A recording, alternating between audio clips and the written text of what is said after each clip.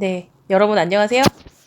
오늘은 지난 시간에 이어서 별의 탄생과 진화 과정을 공부해 보도록 해볼게요. 일단 교재는 선생님이랑 계속 같이 공부했던 펀펀 지구학 원 교재고요. 15단원 별의 탄생과 진화 부분을 펼쳐보시고 같이 공부하시면 될 것 같아요. 혹시 교재가 없는 친구들을 위해서 선생님이 이제 글쓰기란에 일단 교재는 다시 한번 올려놓도록 하겠습니다. 자, 별의 탄생에서는 가장 중요한 게 탄생 조건이죠, 여러분. 탄생 조건을 한번 읽어볼게요. 자, 원시별은 지금 나와 있죠? 온도가 낮고 밀도가 큰 성운에서 성간물질이 중력 수축해서 생성된다. 한국말인데 어려운 표현들이 많이 포함되어 있잖아요. 지금 보면 일단 하나씩 볼게요. 성운이라는 말이 나와 있습니다. 우리 이미 알고는 있지만 성운이라는 거 여기 설명 있네요. 성간물질이 밀집되어 구름처럼 보이는 천체로 주로 수소와 헬륨으로 이루어져 있다. 그러니까 이 성운은 성간물질, 즉 별이 되기 위한 여러 가지 물질들이 좀 빽빽하게 모여 있어서 마치 모처럼 보이는 것, 구름처럼 보이는 것을 말하는데 성운에는 종류가 사실은 크게 세 가지가 있죠. 사실 요 내용들은 자세하게 다루고 있진 않지만 문제나 우리가 이제 보통 뭐 수능 특강이든 뭐 이런 거 풀 때 보면 그냥 언급이 돼 있어요. 그래서 일단 알아봅시다. 성운에는 자기 스스로 빛을 내는 발광성운, 요즘은 이제 다른 말로 방출성운이라고도 해요. 방출성운, 또 주변에 있는 밝은 별빛을 반사해서 빛을 내는 반사성운, 그 다음에 이제 까맣게 보이기 때문에 우리가 뭐라고 부르는 거? 암흑성운이라고 부르는 요 세 가지 종류가 있는데 지금 별의 탄생 조건, 온도가 낮고 밀도가 큰 성운이면 이 셋 중에 뭐에 해당된다? 네, 암흑성운에 해당되죠. 그래서 그 밑에 설명이 나와 있어요. 저온 고밀도의 암흑성운은 원시별이 탄생하기 좋은 조건을 갖추고 있다. 이렇게 설명이 돼 있죠. 그럼 여러분은 여기서 어떤 거 알아두자? 암흑성운에서 별이 탄생할 가능성이 높겠구나. 그 다음에 온도가 낮고 밀도가 커야 애들이 잘 뭉치겠다. 자, 온도가 낮다는 건 뭘 의미합니까? 온도가 낮다는 건 기체의 운동 속도가 작다. 기체가 천천히 움직인다. 천천히 움직인다는 것은 팽창 속도가 어때? 좀 작다는 뜻이죠? 그 다음 밀도가 크다는 건 뭐가 크다? 중력이 크다. 중력이 크니까 잘 뭉칠 수 있는 조건을 갖추고 있다고 생각을 하시면 돼요. 그냥 암기하시지 말고 이 말 자체가 무슨 뜻인지를 조금 생각하면서 보시면 좋을 것 같아요. 중요한 키워드 얘기했어요. 어떨 때 온도가 낮고 밀도가 크다. 기체들의 운동 속도는 좀 약하고 그 다음에 이제 중력이 강해서 잘 모이는 성질을 갖는 어떤 거? 암흑성운에서 별이 탄생하기 좋다. 그래서 얘네들이 지금 여러분 보시는 요 그림처럼 구름처럼 흩어져 있다가 얘네들이 가운데로 모이는 거죠. 자, 모인다는 말은 어떤 의미를 얘기한다. 높은 곳에 있던 물체가 낮은 곳으로 떨어지면서 뭘 하는 거야? 그 가지고 있던 위치 에너지를 열 에너지로 바꾼다고 생각을 하시면 됩니다. 그러니까 얘가 수축하면서 중심부 온도가 계속 어떻게 올라가겠지? 그렇게 해서 에너지를 얻는 방식을 우리가 뭐라고 합니까? 그렇죠. 중력 수축 에너지라는 표현을 썼죠. 그래서 중력 수축이 일어나서 별의 반지름이 감소하고 중심부 온도가 상승하게 된다. 이렇게 되는 거죠. 자, 중심부 온도가 상승을 하게 되면 이제 기체 운동이 중심부 쪽에서 조금 더 활발해지겠죠? 활발해지면 이제 뭘 할 수 있게 됩니까? 그렇죠. 핵융합을 할 수 있게 됩니다. 우리가 보통 핵융합이라는 건 이제 이런 의미로 생각할 수 있다. 자연계에서 물질들은 질량이 큰 것들은 어떡하지? 가만 내비두면 스스로 붕괴한다 그랬어. 그래서 여러분들이 알고 계시는 방사성 동위원소가 붕괴하는 것도 질량이 컸을 경우 질량이 작은 쪽으로 붕괴하려고 스스로가 이렇게 되는 거고 나중에 우리 이제 빅뱅 이론 막 이런 거 배울 때도 어땠습니까? 빅뱅 후에 양성자, 중성자가 생겼을 때도 질량이 큰 중성자는 양성자로 저절로 붕괴가 되지만 시간이 지나서 우주의 온도가 점점점 낮아지면 양성자는 중성자가 되기가 어려웠어. 그치? 그래서 나중에 누구의 양이 더 훨씬 많아졌어? 양성자의 양이 더 많아졌었잖아요. 여기도 마찬가지예요. 그래서 지금 중력 수축을 해서 온도가 자꾸 높아지면 가운데 있는 수소들끼리 서로 어떡하지? 강하게 충돌을 해서 질량이 더 큰 원소로 바뀔 수가 있다는 거지. 그래서 그런 것을 우리가 뭐라고 하는 거야? 수소 핵융합이라고 하는 거죠. 그럼 또 생각해 봅시다. 자, 수소는 우리가 알고 있는 원소들 중에서 가장 가벼운 원소인데 만약에 수소가 핵융합을 해서 헬륨이 됐어. 그러면 헬륨이 또 다시 걔네들끼리 헬륨끼리 충돌을 해서 더 무거운 원소가 되려면 문제는 뭐야? 몸무게지. 그지? 그래서 질량 자체가 헬륨이 수소보다 4배나 무거우니까 나중에 이제 더 큰 별에서 이 헬륨 핵융합이 일어나려면 어떻게 될까? 수소 핵융합보다 훨씬 더 높은 온도가 필요할 거야. 그치? 그래서 그런 것들 한번 생각해보고 그러면 일단 가장 가벼운 원소인 수소가 핵융합을 하는 데는 최소한의 온도가 필요했는데 그 온도가 얼마였어? 그치? 1000만 켈빈이었잖아. 1000만 켈빈. 그래서 지금 요렇게 지금 여러분이 봤던 요 그림처럼 흩어져 있던 성운이 수축을 해서 그쵸? 선생님이 그림 이렇게 흩어져 있던 성운이 수축을 해서 이렇게 구처럼 모이면서 중심부의 온도가 자꾸 어때? 높아지겠죠? 자, 수축을 하자. 수축을 해서 온도가 높아져서 중심부 온도가 1000만 켈빈에 도달하게 되면 이제 뭐를 할 수 있다? 수소 핵융합 반응을 할 수 있게 되는데 그때부터를 주계열성이라고 한다. 자, 그러면 여러분 지금 여기 밑에 있는 요 그림을 한번 봐줄까요? 자, 요 그림을 보시면 지금 보시면 우리가 뭐를 볼 수 있어, 여러분. 이 그림을 다시 한번 좀 확대를 해볼게. 보시면 원시별이 오른쪽에 있던 원시별이 주계열성. 자, 우리가 알고 있는 주계열의 위치에 오게 되는 그 과정이 나와 있는데요. 지금 자, 맨 위에 있는 요 별은 어때? 태양 질량의 100배 정도 되는 애들인데 얘는 어떻게 이동했어? 자, HR도상에서 왼쪽 위로 이동을 했죠. 왼쪽 위로. 그럼 우리가 뭐야? 왼쪽으로 이동을 했으니까 표면 온도는 어떻게 됐어? 높아진 거죠? 당연히 중심부 온도가 높아지니까 겉에도 높아졌겠지. 그지? 그리고 위아래는 거의 움직임이 없었어. 그러니까 광도는 달라지지 않았다는 거지. 사실 요런 특징이 있고요. 그다음 또 어떻게? 자, 요쪽에 요 녀석은 어떤 거야? 태양 질량이 한 10분의 1 정도 되는 애인데 이 같은 경우는 어떻게 이동했니? 왼쪽으로는 약간 이동을 하고요. 거의 아래쪽으로 이동을 했죠. 그럼 뭘 의미합니까? 온도는 조금 올라가고 밝기가 어두워졌다는 뜻이죠. 우리가 보통 밝기에 대한 거 앞쪽 단어에서 배웠어. 온도의 4제곱의 비례, 그 다음에 반지름의 제곱의 비례라고 했죠. 그래서 전체적으로 지금 성운에서 원시별이 되면서 반지름은 어때? 줄어드는 경향이 있는데 질량이 아주 컸을 경우에는 온도가 심하게 많이 올라가기 때문에 광도가 그대로인 거고요. 그쵸? 얘가 지금 반지름이 줄어들어도 온도가 올라가면 얘는 4제곱의 비례니까 아무래도 그치? 그래서 광도가 그대로인데 질량이 너무 작았을 경우는 온도가 별로 안 올라갔어. 그러니까 반지름의 영향을 더 받아서 밝기가 어두워졌다. 뭐 이런 걸 알 수가 있죠. 그래서 여러분들은 지금 질량에 따라서 지금 요 주계열의 위치에 어디에 안착하게 되는지를 한번 주의 깊게 봐주시고요. 또 하나 알아두어야 하는 것은 뭐였어? 질량이 크면 어때? 이 진화 속도가 빠르게 진행되는 거지. 자, 왜 그런지 옆에 설명이 있으니까 한번 같이 읽어볼게요. 자, 원시별의 질량이 클수록 중력 수축이 빠르게 일어나 주계열에 도달하는 시간이 짧으며 표면 온도가 높고 광도가 큰 주계열이 된다.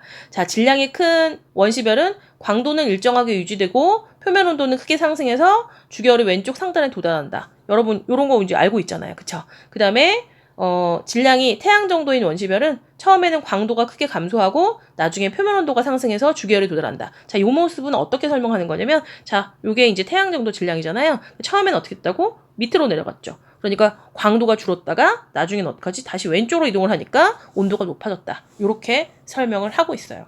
그래서 어떻게 해서 진화를 하는지 그 진화 과정을 다시 한번 살펴보시고 자, 질량이 컸을 경우에는 왼쪽 위에 질량이 작으면 오른쪽 아래로 내려오게 되고 그 다음에 얘는 질량이 컸을 때는 어떡하다? 빠르게. 그 다음에 질량이 작았을 때는 천천히 이 진화 과정을 겪게 된다는 거 봐주시면 될 것 같아요. 자, 그리고 나서는 새로운 단어가 좀 보이죠? 자, 영년주계열이라는 표현을 쓰는데 이 영년주계열은 뭐냐면 주계열이 딱 됐을 때, 그지? 원시별에서 주계열이 딱 됐어. 그때를 영년주계열이라는 표현도 쓰고요. 굳이 이 말을 쓰게 된 건 이유가 뭐죠? 그쵸. 주계열에서 굉장히 오랜 시간 동안 보내게 되니까 그냥 하나의 이름을 하나 그냥 정해준 거라고 생각을 하시면 됩니다. 자, 그러면 여기서 또 이제 다른 말들을 한번 우리가 이제 조금 낯설게 느껴지는 단어를 수소 핵융합 반응이 시작되면 자, 중력과 바깥쪽으로 향하는 이게 앞에 사실 말이 좀 빠졌죠. 중심부로 향하는 중력이죠. 중력은 중심부로 향하는 힘이고 그다음에 바깥쪽을 향하는 기체의 압력. 자, 기체의 내부 압력 차이로 발생한 힘. 단어가 되게 어려워요. 기체의 내부 압력 차이로 발생한 힘. 사실 근데 우리가 좀 알고 있는 단어로 바꾸면 딱 이걸 뭐라고 한다. 그죠? 기체압이라고 하는 거잖아요. 기체압. 다른 표현으로는 또 뭐라고도 하죠? 팽창압이라고 보면 되죠. 자, 이건 뭡니까? 온도가 올라가게 되면 기체 분자의 운동 속도가 빨라지고 그래서 어떻게 돼? 부피가 늘어나게 되는. 부피가 늘어난다는 건 바깥쪽으로 향하는 힘이라고 볼 수 있겠죠? 그런 거를 기체의 내부 압력 차이로 발생한 힘이라고 요렇게 말을 준 거야. 그래서 사실 요거는 사실 뭐랑 관계가 있다고 생각하시면 돼요. 그쵸? 온도랑 관계가 있다고 생각을 하시면 됩니다. 온도가 높아지면 기체들의 운동 속도가 빨라지고 그래서 밖으로 밀어내는 힘이 커지기 때문에 기체압 이퀄 뭐라고? 팽창압이라고 생각해주면 됩니다. 그러면 기체의 내부 압력 차이로 발생하는 힘은 밖으로 나가려는 힘이고 그 다음에 중력은 중심부로 향하는 힘이니까 그냥 상상해보자. 만약에 중력이 더 커. 그러면 어떻게 될까? 그지? 안으로 향하는 힘이 커졌으니까 별의 크기가 점점 작아질 거고요. 그런 경우가 어떤 경우에 해당됐어? 지금 원시별에서 주결이 되는 과정이 그런 과정이라고 보시면 되겠죠. 그러다가 기체의 압력 차이로 발생하는 힘하고 중력이 서로 같아지면 어떻게 되겠니? 팽창도 수축도 안 하고 그냥 가만히 멈춰있는 상태가 되겠죠? 그런 걸 우리가 뭐라고 한다? 정역학 평형이라고 하고요. 그런 상태로 되어 있는 별이 바로 누굽니까? 그게 주계열인 거죠. 주계열의 상태. 자, 주계열의 상태는 여기 오른쪽에 보시면 그림이 그려져 있잖아요. 자, 요게 정역학 평형 상태인 거죠. 중력 A 안으로 들어가는 중력과 밖으로 향하는 B가 서로 어때? 같았어. 그래서 크기가 일정하게 유지되는 것을 정역학 평형이라고 한다. 주계열의 특징 중에 하나죠. 자, 그러면 주계열은 크게 이제 요런 모습들을 했고 그다음에 또 이제 주계열의 특징을 다시 한번 요 그림에서 한번 다시 볼게요. 선생님 또 확대를 하고 주계열의 특징. 질량이 큰 주계열성일수록 광도와 표면 온도가 높아서 왼쪽 위에 위치한다. 뭐 이건 다 알고요. 그다음에 주계열의 특징이 또 하나 뭐 있죠? 별의 일생의 약 얼마를 90%를 주계열 단계에서 머문다. 그래서 특별한 이름 중에 선생님이 영년 주계열 막 이런 것도 있다는 표현을 지금 해준 거고 그다음에 이제 뭐라고 했냐면 주계열 단계에 머무는 기간은 중심 핵에서 수소 핵융합 반응이 진행되는 기간과 같다라는 표현을 줬고요. 그러고 나서 밑에 이렇게 설명했어. 질량이 큰 별일수록 중심부 온도가 높기 때문에 수소 핵융합 반응이 일어날 수 있는 중심 핵의 영역이 넓고 반응 효율이 높다. 따라서 질량이 큰 별일수록 중심부의 수소가 빨리 소모되므로 주계열에 머무는 기간이 짧아지고 결과적으로 별의 수명도 짧다. 한마디로 딱 얘기해 볼까요? 질량이 큰 별일수록 뭐라고? 주계열에 머무는 기간이 짧아지고 별의 수명도 짧다. 사실 요 얘기를 하고 싶은 거잖아요. 온도가 높으니까 반응 속도가 빨라서 모든 게 휘리휘리 빨리 진행된다 이거야. 그래서 주계열에 머물 수 있는 기간도 짧고 별 자체의 수명도 짧을 수밖에 없다. 요런 설명이었습니다. 자, 그래서 주계열의 특징들 한 번 더 확인해 봤고요. 자, 여러분 다음 페이지 가볼까요? 다음 페이지 가보면 자, 두 번째로 이제 별의 진화인데 어떤 단계? 거성 단계로 가는 거. 이것도 많이 나오죠. 자, 제목이 주계열에서 거성으로 진행하는 과정이라고 나와 있어요. 이거 아주 많이 물어보니까 요 그림도 여러분 많이 보셨을 거예요. 그래서 주계열에서 거성으로 진화하는 과정을 한번 차근차근 알아볼게요. 중심 핵에서 모든 수소가 다 뭐로 바뀌는 거죠? 헬륨 핵으로 바뀌었어요. 그러고 났는데 헬륨 핵이 충분한 온도를 갖지 못하면 충돌을 해도 핵융합이 일어나지 않겠죠. 핵융합이 일어나지 않으면 온도가 높지 않으니까 이제 뭐만 일어납니까? 수축만 일어나는 거죠. 그래서 중심부에서 중력 수축이 일어난다. 자, 이건 뭐라고 해? 헬륨 핵이 뭐 했다? 수축했다. 자, 수축을 하면 뭐가 생깁니까? 그렇죠. 중력 수축 에너지가 생기죠. 그 열을 받아서 그 헬륨 핵 주변에 있던 수소들이 수소 핵융합을 할 수 있게 되는데 여러분 그림에서도 보겠지만 중심 핵이 이렇게 있고요. 그 중심 핵이 수축해서 받는 열이 여기까지 전달되는 건 아니에요. 이 밖까지 전달되는 이 끝부분, 그쵸? 요 부분, 이 표면까지 전달되는 게 아니고요. 여기서 만들어진 에너지가 어디? 그 주변에 있는 일부, 선생님 여기 빗금치라는 요 일부 수소들한테만 열이 전달된 거죠. 그래서 여기 수소들이 뭘 한다? 수소 핵융합 반응을 일부 하게 되는데 이 영역이 굉장히 좁기 때문에 뭐 어떤 표현을 씁니까? 수소 핵융합 껍질이라는 표현을 쓰죠. 그죠? 보통 여기는 수소 껍질 연소라는 표현, 껍질이 뭐예요? 굉장히 얇다는 뜻이잖아요. 그래서 굉장히 넓은 지역, 이렇게 넓은 지역에서 일어나는 게 아니고, 그쵸? 이렇게 넓은 지역에서 일어나는 게 아니고, 이게 아니고, 굉장히 좁은 지역에서만 수소 핵융합 반응이 일어나게 된다. 그러니까 이때 일단 수소 핵융합을 해서 열을 받았으니까 그 주변부에 있던 수소들이 어떻게 열을 받았으니까 밖으로 나가려고 하겠죠. 그래서 어느 정도 밖으로 나갔는데 중심 핵은 뭐 한 거야? 수축을 했으니까 열을 받아서 팽창을 시작했지만 어느 정도 팽창하고 나면 중심 핵과 거리가 멀지. 그러니까 어떻게 만유력이 작아질 거야. 그래서 그냥 내친 김에 팽창을 하는 거죠. 그러니까 표면 온도는 어떨 수밖에 없어. 낮아질 수밖에 없다 그랬다. 그지? 네. 그래서 일단 첫 번째 헬륨 핵이 수축했고요. 두 번째는 뭐가 나타났죠? 수소 연소 껍질이 나타났고요. 그래서 바깥쪽은 어떡하죠? 바깥쪽은 급격하게 팽창된다. 그치만 그 결과는 어땠어? 별의 크기가 증가하고 별 표면은 중심부로부터 멀어지니까 온도를 잘 못 받겠지. 그래서 표면 온도가 낮아진다. 이렇게 되는 거죠. 지금 이 과정은 주계열에서 어디까지 되는 거? 거성으로. 주계열에서 거성이 되는 과정을 설명했어요. 3단계의 설명이 있으니까 다시 볼게요. 헬륨 핵이 수축하고요. 그죠? 헬륨 핵이 수축했고 그 헬륨 핵 주변부에 수소 껍질 연소, 또는 수소 연소, 그러니까 수소, 미안해요. 핵융합을 하는 그 껍질이 나타나는 거죠. 수소 핵융합 껍질이 나타나고, 그래서 바깥쪽은 어때? 팽창을 해서 크기가 증가하니까 크기가 증가했어. 그러면 반지름이 커졌으니까 여기는 안 써있는데 뭐 있지? 광도는 어떻게 돼요? 커지게 되죠. 그렇지만 표면 온도는 어떻게 되죠? 표면 온도는 중심 핵하고 너무 머니까 표면 온도는 낮아지게 되는 특징이지. 그래서 낮아져서 무슨 색을 띠어? 붉은색을 띠기 때문에 뭐라고도 부른다? 적색 거성이라고도 부르는 거였어요. 그죠? 근데 요 단계에서 질량이 태양하고 비슷했을 때랑 태양보다 질량이 훨씬 컸을 때랑 이제 다음 단계가 좀 달라지는 거죠. 그래서 태양이랑 비슷했을 때는 뭐가 되고 적색 거성이 되는 거죠. 지금까지 설명한 거대로. 그렇지만 질량이 아주 컸을 때는 별의 팽창이 너무너무 심해서 아주 큰 별이 되는 거야. 그걸 뭐라고 한다? 초거성이 되는 거죠. 초거성이. 그래서 이제 그 위치가 아예 달라지는 거지. 자, 그런데 여기서 여러분 이제 우리 교과서적 설명은 사실 주계열에서 적색 거성이 되는 단계만 설명이 되어 있지만 수능 특강에 보시면 적색 거성 단계에서의 그 팽창과 수축을 반복하는 부분을 설명을 해놨어요. 근데 이제 여기에다가 선생님이 약간의 설명을 더 붙이면 지금처럼 이 과정 위에서 주계열에서 거성으로 진화하는 과정에서는 반지름이 점점 증가해서 이제 표면 온도는 떨어지는 그런 모습만을 설명하고 있고, 이 경우는 이제 뭐가 일어나지 않은 거야. 정력학 평형이 안 일어난 거지. 뭐가 더 큰 거죠, 지금은?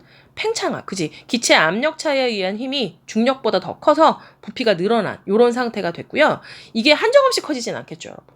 어느 정도 커지고 나면 이제 온도가 너무 약하니까 팽창압이 어떻게 되겠어? 줄어들게 되겠지? 그러면 기체압이 줄어들면 중력이 더 작용을 해서 얘가 다시 어떻게 할까? 수축을 할 거야. 수축을 하면 중력 수축 에너지 때문에 어떡하니? 별 중심부의 온도가 많이 올라가게 되겠지? 그래서 별 중심부에서는 어떤 일이 벌어져?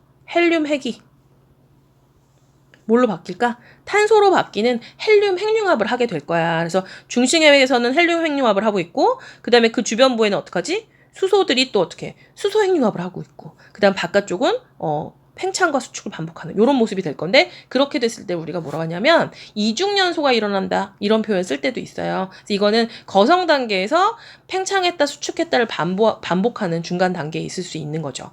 근데 이제 요 설명은 수능 특강에서만 나와 있었기 때문에 여러분들이 그 부분을 한 번 더 읽어서 좀 체크를 하시면 좋겠고요. 우리는 일단 보통 문제에서 많이 다루는 건 지금처럼 주계열에서 거성으로 진화하는 과정들을 많이 물어보니까 요거를 보시되, 그냥 선생님이 조금 더 여기를 이제 사족을 붙여서 설명을 하면 지금처럼, 자, 주계열에서 적색 거성이 됐어요. 그 다음에 얘가 팽창을 하다가 살짝 팽창을 멈춥니다. 그럼 좀 짧은 순간이긴 하지만 팽창을 멈추게 되면 팽창하려는 기체압하고 중력이 역시 평형을 이루는 정력학 평형 단계가 살짝 있죠. 그렇게 있다가, 그렇지만 기간이 짧은 거지. 우리 주계열처럼 되게 긴 게 아니고 기간이 좀 짧아요. 그래서 다시 어떡하지? 수축을 해요. 그럼 열을 받으면 선생님이 그린 요런 모습의 이중연소가 일어나는 그런 거성이 됐다가 또 이렇게 수축을 하면 어떡하겠니? 온도가 많이 높아지겠지. 온도가 높아지면 다시 팽창압이 커질 거야. 그럼 얘가 다시 커지겠지. 그랬다가 다시 또 수축을 했다가 이렇게 팽창과 수축을 반복하는 단계를 뭐라고 하냐? 맥동변광이라고 하죠. 그래서 맥동변광을 거치고 그게 이제 한정없이 일어나는 게 아니라 나중 되면 점점 어떻게 확 중심 핵은 수축을 하고 그다음에 겉부분에 그 성간물질이 남아있는, 자 여기 보이시나요? 행성상 성운의 모습이 되는 거죠. 그쵸? 태양 정도 질량이면 아마 이렇게 될 거라는 거죠. 자, 그 다음에 그래서 이제 별의 최종 단계를 설명해요. 지금 별의 최종 단계는 여러분 보시면, 자, 요 그림을 자세히 보시면 되겠죠? 그래서 질량이 태양 정도인 별 같은 경우는 지금 말한 것처럼 원시별이 중력 수축해서 주계열성이 됐다가 주계열성에서 90%의 시간을 보내고, 자, 표면이 팽창해서 적색거성 단계 거치고, 여기 자세한 설명은 없지만 여기에 뭐가 있었어? 그치, 맥동변광하는 단계가 있겠지? 그러다가 행성상 성운과 백색 외성으로 남는 거죠. 지금 설명은 양쪽 두 개가 나눠져 있지만 사실 첫 번째 이 행성상 성운 그림 안에, 요 가운데 부분에 여기에 누가 있어야 돼? 백색 외성이 딱 있는 거죠. 그쵸? 요렇게 된 모습이고, 그 다음에 태양보다 질량이 큰 별, 그런 경우에는 주계열 다음에 어디로 간다? 초고성까지 팽창이 된다 그랬죠. 초고성까지 팽창이 됐다가 그 다음에 얘가 이제 열을 이제 중심핵이 너무너무 뜨거우니까 터져버리는 거죠. 초신성 폭발을 했는데 그 중심 핵 부분은 밀도가 크니까 중심 핵 부분이 이제 중성자별이나 블랙홀로 남게 된다. 자, 중성자별과 블랙홀로 나누는 거, 또 백색외성으로 나누는 거는 뭐가 관련이 있었지? 그치, 중심 핵의 질량이 상관이 있었죠. 그래서 중심 핵의 질량이, 자, 태양 질량의 1.44보다 작을 때, 1.44보다 작을 때, 그 다음에 1.44와 3 사이일 때, 자, 1.44보다 작으면 뭐가 되죠? 그게 백색 외성이 되는 거고요. 1.44와 3 사이에 있으면 그게 중성자별이 되는 거고요. 중심 핵의 질량이 태양 질량의 3배보다 더 컸다. 그럼 뭐가 된다? 네, 블랙홀까지 진화를 하는 그런 단계라고 보시면 되겠죠. 순서를 차근차근 머릿속으로 정리를 해보시면 좋을 것 같아요. 선생님은 이제 그림을 지금 확대해서 보시면 여기에 행성상 성운하고 초신성 폭발 모습이 좀 다르게 나와 있잖아요. 칼라라서 여러분들이 지금 이제 보시긴 이렇지만 흑백 사진으로 나와도 이게 행성상 성운인지 초신성 폭발인지 정도는 구분할 수 있을 정도가 되어야 한다는 거 아셨죠? 자, 내부 구조 모습과 함께 설명을 했고요. 자, 그 다음에는 태양이 지금 진화하는 과정을 다시 한번 보시면, 자, 태양은 맨 처음에 여기 뭐였죠? 원시별이었다가, 자, 뭐가 됩니까? 주계열이 됐다가, 자, 뭐가 돼요? 그 다음에 적색거성이 됐다가, 자, 여기는 이제 안 나와 있지만 사실 이렇게 반복을 하겠죠? 반복해서 뭐가 돼? 나중에는 맥동변광 후 백색외성으로 끝나는 요런 관계라고 보시면 돼요. 그래서 지금 표면 온도와 함께 정리를 해놨죠? 여러분 여기를 잠깐 볼까요? A에서 B로 되는 동안, 즉 원시별에서 주계열이 되는 동안은 중력 수축 에너지를 썼잖아요. 그래서 표면 온도가 어떻게 돼? 높아지게 되는 거죠. 그죠? 온도는 높아지고 크기는 감소하게 되고, 그 다음에 지금 태양 정도였을 경우는 광도도 어떻게 줄어드는 경우에 해당되네요. 그죠? 표면 온도 높아지고 크기는 줄어들었어. 그래서 광도는 감소하는 그런 관계고요. 그 다음 B에서 C로 간다는 건 주계열에서 거성이 됐을 때 모습 보니까 표면 온도 어땠죠? 감소하죠. 지금 태양의 표면 온도가 한 6000 켈빈 정도 되는데 거성이 됐을 때는 아마 3000 켈빈 정도 될 거라고 생각을 하고 있고요. 크기는 커진다고 했는데 어느 정도 커진다? 지금 질량은 그대로 해서 크기만 반지름만 수금지 화성이 확 다 먹힐 정도의 크기가 될 거라고 과학자들은 예측하고 있어요. 그 정도가 될 거고요. 그렇게 크기가 커지니까 광도가 어때? 커지는 단계가 되는 거죠. 그쵸? 그 다음 C에서 D로 가는 거, 즉 거성에서 백색 외성이 됐을 때는 어때? 너무너무 조그매졌잖아. 그래서 표면 온도는 확 수축해서 온도가 높아졌죠. 그래서 백색까지 온도가 높아지는데 크기가 너무너무 감소하니까 광도는 확 줄어든 이런 단계가 되는 거죠. 그래서 각 단계별로 지금처럼 온도랑 크기가, 그 다음에 광도가 어떻게 바뀌고 있는지 그거를 같이 정리를 해두셔야 할 것 같아요. 그래서 한번 선생님하고 이 부분을 정리를 한번 해봤고요. 자, 우리 다음 페이지 넘어가서, 자, 별의 에너지원과 내부 구조인데, 사실 별의 에너지원은 우리 크게 두 가지를 배운 거죠. 하나는 뭐였어요? 중력 수축 에너지가 있고요. 그죠? 그래서 첫 번째 중력 수축 에너지 주로 언제 있었죠? 원시별이 주계열이 될 때. 또 나중에 보시면 거성에서 핵에서, 그지? 거성의 핵에서 그 헬륨 핵이 수축할 때, 그럴 때 중력 수축 에너지를 주로 썼고, 그 다음에 주계열의 주 에너지원은 수소 핵융합 반응이죠. 여러분, 수소 핵융합 반응의 알짜 반응은 다 아실 거예요. 어떻게 되죠? 몇 개의 수소가, 4개의 수소가 몇 개의 헬륨이 된다? 하나의 헬륨이 되면서, 자, 어떻게 했지? 질량 결손이 다소 있었죠. 그리고 이 질량 결손이, 자, 여기 써져 있죠? 아인슈타인 선생님이 우리한테 알려준 거. 이는 mc제곱이 되는 거야. 그때 질량이 여기로 들어가는 거죠. 질량에 광속의 제곱을 곱하니까 자, 질량이 광속의 제곱을 곱하니까 뭐가 됐어? 에너지로 바뀌었죠. 그래서 질량과 에너지가 서로 똑같다. 뭐라고 해요? 질량, 에너지 등가의 원리. 뭐 이렇게 얘기하잖아요. 그래서 이렇게 바뀌는 기본 식을 갖고 있죠. 근데 사실 이거는 알짜 반응식이라고 봐야 돼. 근데 이제 그래서 이제 수소 핵융합 반응을 우리 크게 두 개로 나눠봤잖아. 자, 그래서 어떡하냐? 양성자 간의 반응을 하는 PP 반응이 하나 있고요. 그죠? 그 다음에 탄소, 질소, 산소가 뭘로 사용되는 거야? 촉매로 사용되는 CNO 순환 반응. 요 두 가지가 있죠? 요 두 가지는 뭐 때문에 달라지는 거죠? 네, 여기 딱 나와 있어. 태양 질량의 2배 이하. 질량이 작아. 태양이랑 비슷한 정도 질량이면 중심부 온도가 1800만 켈빈보다 어때? 작은 거죠. 1000만에서 1800만 켈빈 사이. 그래서 그런 경우에는 뭐를 한다? 지금처럼 PP 반응. 사실 수소가 몇 개 들어가죠? 6개가 들어가죠. 그러고 나서 헬륨 하나를 만들고 수소 2개가 다시 나오는. 그치만 결국 수소 6개 중에 2개가 다시 나오니까 요 알짜 반응식은 맞긴 맞아요. 그쵸? 그렇긴 맞긴 맞는데 정확한 표현은 수소가 몇 개 들어갔어? 수소가 6개가 들어갔죠. 그래서 수소 원자핵 6개가 융합해서 1개의 헬륨 원자핵을 만들고 2개의 수소가 다시 방출되는 요런 거를 PP 반응이라고 하는데 질량이 좀 작은 그런 주계열에서 일어나는 거고요. 탄소, 질소, 산소 순환 반응은 태양 질량이 어느 정도? 2배 이상.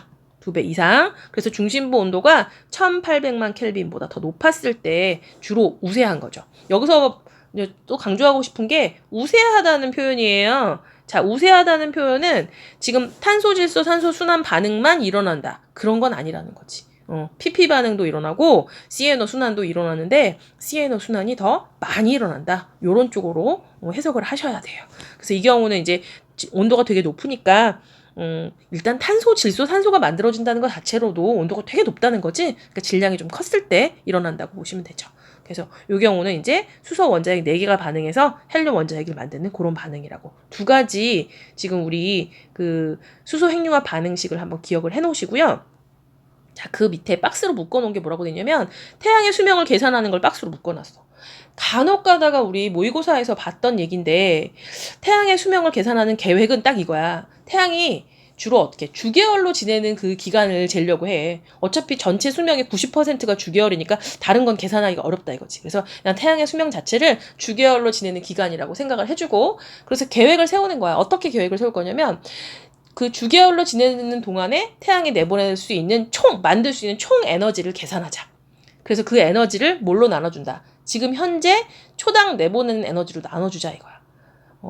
이런 비유를 한번 해도 될까? 뭐 내가 총 생산할 수 있는 내가 1년 동안 이렇게 할게. 1년 동안 총 생산할 수 있는 어떤 뭐 물건이 있는데 내가 예를 들면 100개를 생산할 수 있다 이거야. 그지? 100개? 그러면 한 달에 몇 개씩 내가 만들 수 있겠니? 뭐 이런 거, 뭐 이게 계산하는 거랑 똑같은 거죠. 그래서 그런 거랑 비슷한 건데, 비유가 좀 그렇지만, 아무튼 이것도 마찬가지야. 태양이 평생 동안 내보낼 수 있는 총 에너지를 계산해서, 그거를 뭘로 나눠주자. 지금 1초에 내보낸 에너지로 나눠주자. 그래서 나이를 계산해 보겠다. 이게 계획이야. 그래서 일단 어떻게 하냐면, 일생 동안 만들 수 있는 에너지를 계산할 건데, 자, 일단 주계열이니까 일생 동안 뭘로 에너지를 만들겠니? 그렇지. 수소 핵융합을 통해서 만들 거잖아. 그럼 이제 아까 우리 수소 핵융합식을 다시 돌아볼까? 자, 4개의 수소가 하나의 헬륨이 될 거고 그 다음에 질량 결손이 있고 이 질량 결손을 어떻게 E는 mc제곱에 집어넣을 거라며. 그럼 이제 요걸 계산할 건데 그러기 위해선 일단 얘가 필요하겠지. 그래서 사람들이 생각했어. 첫 번째 단계는 사실 이거 이전에 뭘 생각하냐면 자, 수소가 헬륨으로 바뀌면서 질량 결손이 도대체 얼마나 있느냐? 이걸 처음에 계산한 거지. 그래서 여기 써있죠. 질량 결손 비율이 얼마라고? 0.7% 정도 된대요. 그 다음 또 하나는 수소 핵융합에 참여한 조건이 뭐였어? 1000만 켈빈 이상의 온도였잖아. 근데 태양은 표면이 어때? 6000 켈빈밖에 안 돼. 그러면 표면에 있는 수소들은 핵융합에 참여할 수 있다? 없다? 그렇죠. 참여할 수 없죠. 그러면 중심부의 온도가 충분히 높은 수소들만 참여할 수 있을 거잖아. 그래서 이제 온도를 계산해서 보니까 전체 태양 질량이 어느 정도, 전체 태양 질량의 약 10% 정도만 수소 핵융합에 참여할 수 있어. 그러면 요 10%라는 건 어디야? 4개의 수소, 여기에 해당되는 거고, 그 다음에는, 그래서 그걸 계산할 때 이렇게 하는 거죠. 여러분 보세요. 태양 질량이 있습니다. 태양 질량이 있고요. 태양 질량의 얼마? 100분의 10. 요게 뭐에 해당되는 거죠? 요게 이제 4개의 수소에 해당되는 거죠. 그리고 나서 질량결선이 얼마 있다고요? 0.7%래매. 그래서 0.7. 여러분, 지금 여기까지 계산을 하면 0.7까지 계산하면 이게 뭘 계산한 거죠? 그렇죠. M을 계산한 거죠. 질량 결손량을 계산한 거다.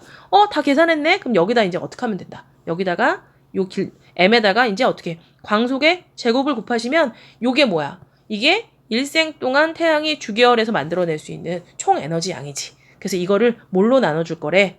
지금 여기 보시면 현재 태양의 광도가 3.9 곱하기 10에 26승 주울 퍼 초. 1초에 이 정도의 에너지를 내보낸다. 그래서 그걸로 어떻게 되는 거? 여기를 나눠주면 되는 거죠. 그 에너지로 나눠주면 계산을 했더니 얼마가 나왔어? 100억 년 정도 나왔다는 거지.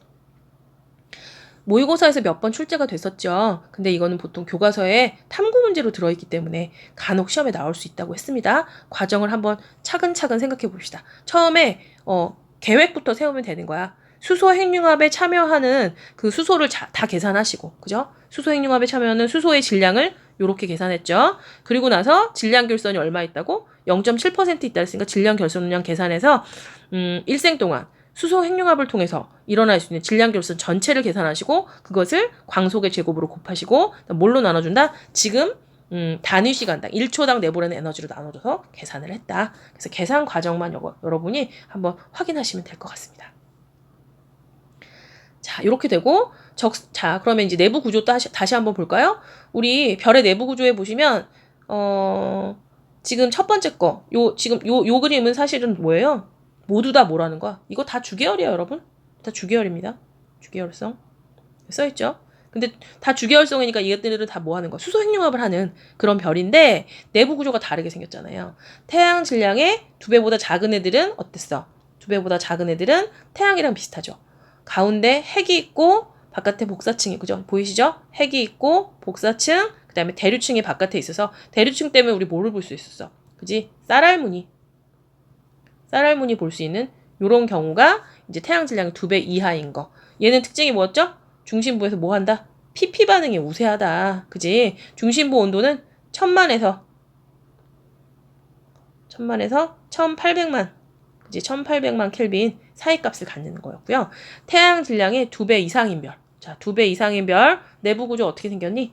대류 핵이 있고 복사층이 있죠. 2개의 층으로밖에 돼 있지 않았어요? 자, 이 경우는 CNO 순환 반응이 우세했죠. 그리고 중심부 온도는 1800만 켈빈 이상인 그런 별이었고요. 자, 오른쪽에 있는 요 그림을 보시면 네. 자, 요렇게 내부 구조가 그래도 탄소, 중심에 탄소까지 만들어지는 건 보통 거성이고요. 적색 거성. 그다음에 내부가 너무 양파껍질처럼 되게 많아갖고 중심에 뭐까지 만들어졌어? 철까지 만들어졌을 때를 우리가 초거성이라고 하는 거죠. 철보다 더 무거운 원소들은 핵융합을 통해서 만들어지는 건 아니다. 그지? 어떻게 하지? 요 다음에 초신성 폭발을 하는 과정에서 만들어지는 거라고 생각을 하시면 되는 거죠. 자, 확인하셨죠? 내부 구조 모습도 네, 에너지원과 함께 같이 알아두시면 되네요. 자, 그럼 우리 지금까지 공부한 내용을 한번 정리를 해보도록 합시다. 차근차근. 자, 별이 탄생하는 곳은 암흑성운 내부의 밀도가 어떻다고? 밀도가 크고 온도가 낮은 영역에서. 그래서 이거 다른 말로는 뭐였지? 지금 얘기했던 거죠? 그죠? 암흑성운 요런 곳에서 될 수 있겠죠? 암흑성운 같이 중심부 내부 밀도는 크고 온도가 낮은 영역. 요 경우에는 별이 탄생하는 거라고 볼 수 있고요. 그 다음에 별의 탄생 과정을 보시면 성운의 중력 수축에 의해서 뭐가 만들어집니까? 원시별이 만들어지겠죠. 원시별이 만들어지고요. 전주계열 단계의 별, 전주계열은 주계열이 되기 전 단계, 그치? 원시별이 중력 수축을 하는 단계라고 보시면 되죠. 그러고 나서 별의 주계열, 이제 별이 탄생한다. 원시별에서 주계열로 진화할 때를 보면 원시별의 자 질량이, 그죠? 질량이 클수록 주계열 단계에 빨리 도달한다. 주계열성은 중심부에서 뭘 하죠? 수소 핵융합. 수소 핵융합 반응으로 에너지를 방출하고 크기가 일정한 거. 자, 여러분 크기가 일정한 거 뭐라고 했더라? 정력학 평형이죠. 밑에 설명 나와 있습니다. 내부 기체 압력 차이로 발생한 힘 뭐였지? 이거 기체압이었지. 그치? 기체압과 누가 가운데로 잡아당기는 중력. 중력이 뭐를 했다고? 평형을 이루어서 크기가 일정하게 유지된다. 이런 거 한마디로 뭐라고 했더라? 정역학 평형이라고 했다. 정역학 평형. 원시별에서 주기혈이 될 때 뭐가 더 크다고? 중력이 더 큰 거고요. 그래서 반지름이 줄어들게 되고, 그 다음에 적색거성이 될 때는 어떡하죠? 기체압, 팽창압이 더 크기 때문에 크기가 바깥으로 커진다고 생각을 하시면 됩니다. 그 다음 별의 질량과 수명, 질량이 클수록 주기혈에 머무는 기간이 어떻다? 짧아진다. 왜? 온도가 높아서 화학 반응 진행 속도가 빠르기 때문에 수소를 빨리 연소하게 된다고 얘기했어요. 태양의 질량이, 그러니까 태양과 비슷한 별은 주기열 다음에 뭐가 되죠? 적색거성이 되죠. 적색거성. 그 다음 행성상 성운과 백색외성으로 끝나게 되고요. 태양보다 질량이 매우 큰 별은 초거성 후에 어떻게 되지? 초신성 폭발을 하고, 그래서 중심부가 태양 질량의 1.44와 3배 사이면 중성자별, 중심부의 질량이 태양 질량의 3배보다 크면 블랙홀로 마무리가 된다고 얘기를 했어요. 자, 별의 순환이라고 했는데 이걸로 끝이 아니고요. 성운에서 태어난 별이 진화하면서 핵융합 반응으로 다양한 원소가 만들어지고, 행성상 성운과 초신성 폭발을 통해서 물질 대부분이 우주 공간으로 방출됐다가 다시 얘네들이 성운이 되고, 그것이 다시 모여서 어떡하니? 새로운 별이나 행성, 생명체를 만드는 재료가 된다. 그래서 우리 지구도 생각해보면 지구에는 우라늄처럼 질량이 매우 큰 원소를 갖고 있잖니. 그러니까 태양계 자체가 1세대 별이 아니라는 걸 알 수 있지. 1세대 별이었다면 어디까지만 있어야 되니? 수소, 헬륨, 그 다음에는 없어야 되는 거잖아. 기껏해야. 그지? 왜냐면 우리가 뭐니까? 태양이 주계열이기 때문에 그냥 1세대 별이었으면 우라늄 같은 건 만들어지지 않았을 거야. 그럼 이런 건 어디서 나왔다는 거야? 아마 1세대 별이 지금처럼 초신성 폭발을 했겠지. 그래서 그런 무거운 원소가 우주 공간에 있었을 거고, 그것들이 뭉쳐서 아마 지금의 태양을 만들었다고 생각할 수 있는 거죠. 자, 그럼 1번부터 5X 볼게요. 자, 별의 탄생 과정에 대해서 얘기를 했습니다. 별은 성운 내부의 밀도가 크고 온도가 낮은 곳에 생성된다. 맞죠? 이게 뭐라고? 암흑성운이라고 했어요. 자, 원시별의 중심부 온도가 1000만 켈빈에 이르면 전주계열 단계의 별이 된다가 아니라 뭐야? 이제 주계열이 되는 거지. 그지? 완전히 주계열. 1000만 켈빈 이전까지를 전주계열이라고 하셔야죠. 성운에서 주계열성이 탄생하기까지는, 그러면 2번을 딱 이르면 딱 뭐라고 할까? 영년 주계열, 그죠? 영년 주계열 또는 그냥 주계열의 단계에 됐다고 생각하시면 되고요. 4번 성운에서 주계열성이 탄생하기까지 밀도는 점차 증가한다. 맞죠? 왜냐면 질량은 그대로인데 얘가 뭐 했어? 중력 수축했잖아. 부피가 줄어드니까 밀도는 커진다고 보셔야겠죠? 질량이 큰 원시별일수록 주계열 단계에 어떻게 해야 돼? 빠르게 가야지. 그지? 빠르게. 그렇고요.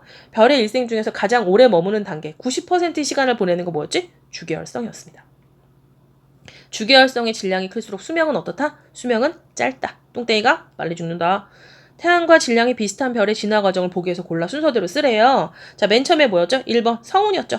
성운이 중력 수축해서 2번 뭐가 됐죠? 원시별이 됐다가 이게 이제 뭐가 됩니까? 3번 주계열성이 되고, 주계열 뒤에 뭐야? 적색거성 단계를 거치고 나중에 행성상 성운과 백색외성이 남는 요런 순서를 거쳤던 거 기억을 하시고요.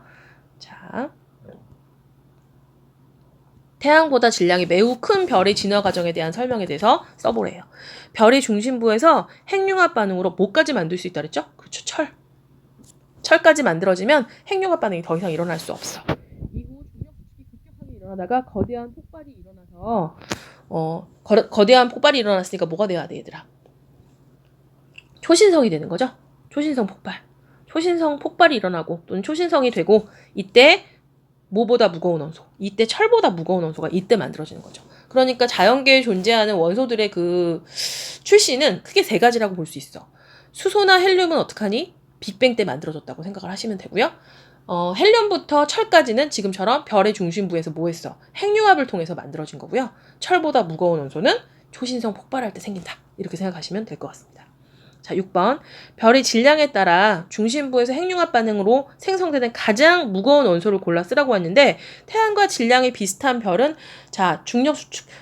핵융합을 통해서 일단 뭐까지 만들고, 주계열에서는 헬륨까지 만들었고, 주계열에서 적색거성이 됐죠. 그 다음에 적색거성에서 백색외성으로 오는 단계에서 뭐까지 만들어집니까?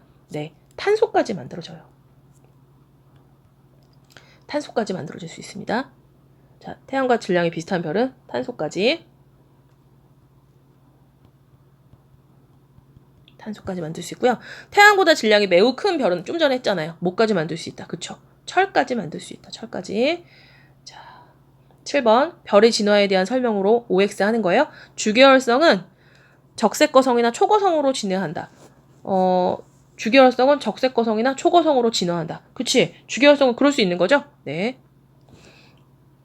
그 다음 적색거성의 내부에서는 헬륨 핵융합 반응만 일어나면, 뭔가 많이 일어나면, 여러분 객관식 문제 푸는 사람의 기본 자세 아닙니까? 뭔가 의심 좀 해봐야겠죠. 적색거성 내부에서는 헬륨 핵융합 반응만 일어나며 수소 핵융합 반응이 일어나지 않는다. 일단 틀렸죠. 수소 핵융합 어디서 일어났죠? 그치. 수축하는 헬륨 핵 주변부에서 수소 핵융합하는 껍질이 있다고 했었잖아요.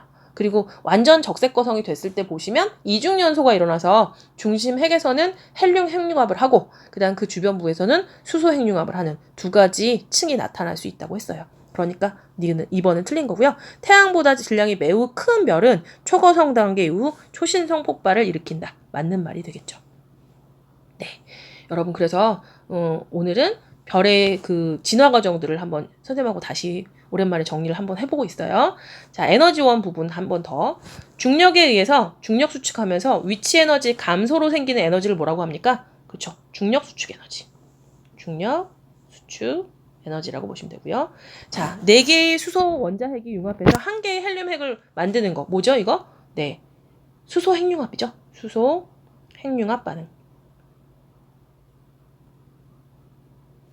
질량이 태양과 비슷해서 중심부 온도가 1800만 켈빈 이하인 별에서 우세하게 일어나는 반응 뭐였죠? 똑같이 수소 핵융합이긴 한데 무슨 반응이죠? 네, PP 반응이죠. 그 다음 질량이 태양의 약 2배 이상이고요. 중심부 온도가 1800만 켈빈 이상인 별에서 우세하게 일어나는 건 뭐죠? 그렇죠. CNO 순환 반응이라고 생각하시면 돼요. CNO 순환 반응. 자, 별의 내부 구조를 보시면 자, 별이 기체 압력 차이로 발생한 힘과 즉 기체압과 중력이 평형을 이루는 상태를 뭐라고? 우리 정역학 평형이라고 했죠. 정역학 평형. 주계열성의 내부 구조를 보시면 질량이 태양과 비슷한 별은 핵 다음에 뭐가 있죠? 그렇죠. 복사층이 있고 바깥에 대류층이 있어서 대류층 바깥에서 우리가 쌀할무늬 볼 수 있다는 설명했고요. 질량이 태양의 약 2배보다 큰 별은 핵에 뭐가 있습니까? 핵에 대류층이 있는 거죠. 핵에 이제 대류핵, 대류층. 그래서 핵과 대류층을 묶어서 보통 대류핵이라고 하죠. 그리고 복사층 이렇게 2개의 단계로 돼 있다고 보시면 돼요. 별의 마지막 단계에서의 내부 구조를 보면 질량이 태양과 비슷한 별이 마지막 단계에서는 탄소와 산소로 구성된 중심 핵이 있을 수 있고 질량이 매우 큰 별이 마지막 단계에서는 철로 그죠? 철로 구성된 중심 핵이 만들어진다. 최대 만들어질 수 있는 게 뭐까지라고 했어? 철이라고 했으니까요. 그죠? 자, 그리고 밑에 이제 문제를 계속해서 볼게요. 원시별의 에너지원을 쓰라고 했습니다. 뭐죠? 중력 수축 에너지. 저 위에서 썼지만 자, 중력 수축 에너지가 되겠죠? 그 다음 2번 수소 핵융합 반응에 대한 설명 중에서 가로 안에 알맞은 말 쓰래요. 수소 핵융합 반응이 일어나면 4개의 수소가 4개의 수소가 수소 원자핵이 1개의 헬륨 원자핵을 만들면서 줄어든 질량이 질량 에너지 등가 원리에 의해서 뭐로 바뀐다? 에너지로. 그치? 에너지로 전환된다고 보시면 되겠죠. 자, 3번의 OX. 수소 핵융합 반응에 대해서만 해보래요. 주계열성의 에너지원이다. 맞는 말. 별의 중심부 온도가 1억 켈빈? 아니고요. 이거는 얼마? 1000만 켈빈이었잖아요. 1억 켈빈은 뭐의 온도냐면 헬륨 핵융합을 할 수 있는 온도라고 보시면 됩니다. 별의 중심부 온도가 1800만 켈빈 이하인 별에서는 양성자 반응이 우세하다. 맞죠? 1000만부터 1800만 켈빈 사이. 태양 질량의 2배보다 어때? 작은 별들. CNO 순환 반응은 헬륨 원자핵뿐만 아니라 탄소, 질소, 산소도 생성된다. 사실 이거를 얘를 만드는 건 아니죠, 여러분. 이걸 만드는 게 아니라 그냥 들어갔다 나왔다 하는 거죠. 만드는 게 아니라. 그쵸? 정확하게 가셔야 돼. 이거는 뭐로 쓰인다? 생성됐으면 변신이 된 거니까 아니야. 촉매가 아니잖아요. 그게 아니에요. 들어왔다 나갔다 하면서 자기는 안 바뀌고 반응만을 도와주는 거죠. 그래서 촉매로 사용된다. 탄소, 질소, 산소가 뭐로 사용된다? 촉매로 사용되는 거라는 거. 4번 그림은 주계열성의 내부에서라는 뭐라고? 주계열성 내부래요. 여러분 지금 화살표 방향을 보세요. A는 뭐죠? 중력이잖아요. 미안해요. 중력 바깥으로 나가는 힘이었지. 중력이 아니고 얘들아 뭐지? 중력이 아니고 그죠? 바깥으로 나가는 거니까 요게 기체의 압력차로 발생하는 힘이죠? 선생님이 착각했어요. 자, A는 밖으로 나가는 힘이니까 뭐라고? 기체 압력차로 발생하는 힘. 기체압이라고 쓰시면 되겠죠. 자, B는 뭐예요? 중심부로 향하는 힘이니까 중력이죠. 그죠? 중력. 그래서 그 두 힘이 같은 걸 정력학 평형이라고 했다. 자, 5번. 주계열의 내부 구조를 결정짓는 물리량은 뭐죠? 질량이죠, 질량. 태양 질량이 2배보다 크냐, 작냐 이렇게 하시면 돼요. 수명도 역시 질량이고 가와 나는 서로 질량이 다른 두 주계열의 내부 구조래요. 자, 대류층이 바깥에 나와 있으니까 가는 질량이 어때? 태양 질량이 2배보다 작은 거, 나는 2배보다 큰 거. 태양과 질량이 태양과 비슷한 별의 내부 구조를 쓰라고 했으니까 누구라고 쓰시면 돼요? 가라고 보시면 되겠네요. 자, 7번. 그림은 어떤 별이 마지막 단계에서 내부 구조를 나타냈대. 내부 구조를 쭉 보니까 굉장히 여러 겹이 나타나 있죠. 여러 겹이 나타나 있고 탄소나 산소보다 더 무거운 원소들. 자, 가장 무거운 원소 A 뭘까요? 철이죠, 철. 그래서 A에 들어갈 수 있는 원소는 철이다. 맞는 말. 지금 이거 무슨 단계예요, 여러분? 이거 초거성 단계 모습이에요. 초거성. 아셨죠? 질량이 태양과 비슷한 별의 내부 구조다. X죠? 태양보다 질량이 훨씬 큰 애들. 그지? 중심으로 갈수록 무거운 원소가 만들어진다. 이건 맞는 말.